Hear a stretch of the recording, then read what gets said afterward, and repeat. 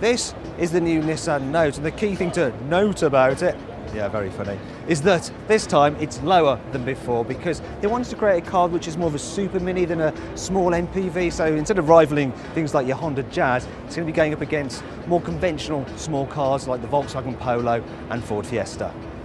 Now, one of the disadvantages of the fact this car is slightly lower than the old one is that you don't sit quite so high up, so you won't get such a good view over other traffic like you did in the old Note.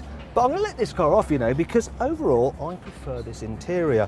The quality of the materials is better, the design, it's more interesting, and do you know what, yeah, overall, I quite like sitting in here. So, shall we see what it's like in the back? Come on, follow me.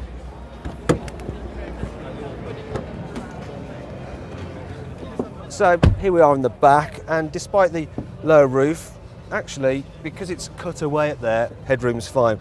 Now let's just hope it does it like the last car. Yeah, I mean, look at that. You can slide the seats and see how much leg room I've got. There's absolutely loads. That's really good. I also want to show you this as well, that when you fold down the rear seats, they do lie pretty much completely flat. Now let's go check out the boot, because apparently it's bigger than before. Well, let's have a look then. Yeah, that looks pretty big for a super mini boot, doesn't it? And if you notice, there's no load lip. You even get some more storage space underneath there. However, I want to show you something else at the back here, because here you have a reversing camera. That's nothing new, but this camera is the first in the world to have a self-cleaning system. From the top there, when it gets dirty, it'll drop a little bit of water onto the lens, and then from underneath you get a blast of air to blow dry it clean. Now we're going to nip back into the front of the car because I want to show you some more things about this camera. So that little camera, you can get that on other cars, but this one you'll see now when someone's behind, it warns you because it's got a motion detector. And it'll tell you if someone's walking about behind you so that you don't run into them.